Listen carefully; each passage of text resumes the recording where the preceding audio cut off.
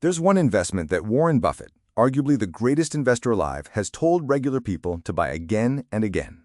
It's not a hot stock. It's not crypto. It's boring.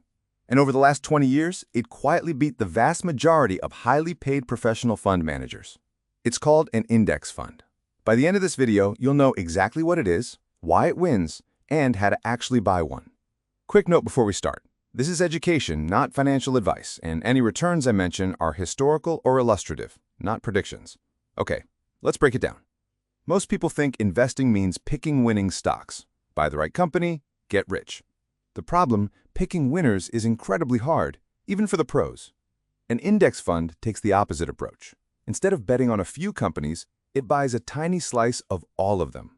The most famous example tracks the S&P 500, an index of about 500 of the largest U.S. companies. Buy one S&P 500 index fund, and in a single purchase, you own a piece of Apple, Microsoft, Amazon, and roughly 497 others. You're not betting on one horse. You're buying the whole race. Now here's the part the financial industry doesn't love to advertise. There's a giant report published every year called the SPIVA scorecard. It compares professional, actively managed funds, the ones with expensive managers paid to beat the market, against the simple index. The results are brutal. In the latest scorecard, 79% of active large-cap U.S. funds failed to beat the S&P 500. And the longer you wait, the worse it gets for the pros. Over 15 to 20 years, roughly 9 out of 10 active funds underperform the index they're trying to beat. Read that again. If you handed your money to a random professional manager, the odds they beat a simple index fund over 20 years are about 1 in 10. That's why Buffett tells everyday investors, just buy the index. So what does owning the index actually get you? Historically, the S&P 500 has returned about 10% a year on average since 1957. Over the last 30 years, through crashes and recoveries, it averaged about 10.4% annually. Let's make it real. Imagine you invested $10,000 and added $500 a month. At a 7% illustrative return, deliberately conservative, after 30 years, you're looking at well over $600,000. You didn't pick a single stock. You didn't time the market. You just owned everything and let time do the work. But here's where most people lose money without even realizing it. Fees. Every fund charges an annual fee called an expense ratio. A low-cost index fund might charge 0.04%. A typical active fund might charge 1% or more. 1% sounds tiny. It is not. Watch what that difference does over a lifetime.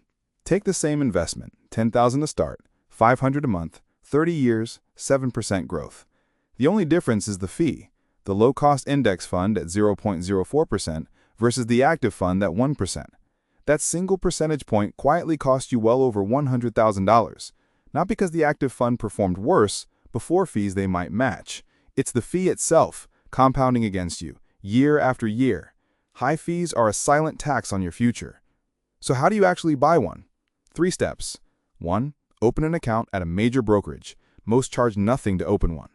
2. Look for a broad, low-cost index fund, an S&P 500 or total market fund with an expense ratio under about 0.1%.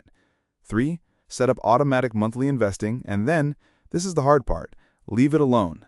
The index works because you stay in it through the ups and downs. Index funds aren't exciting. There's no thrill of picking the next big winner. But that's exactly the point. They're simple, they're cheap, and the data says they quietly beat almost everyone trying to be clever. The boring choice is usually the winning one. If this helped, subscribe. Next, I'm breaking down how to build a complete starter portfolio from scratch, step by step. Any links in the description may be affiliate links that support the channel at no cost to you. Thanks for watching, and go let your money start working for you.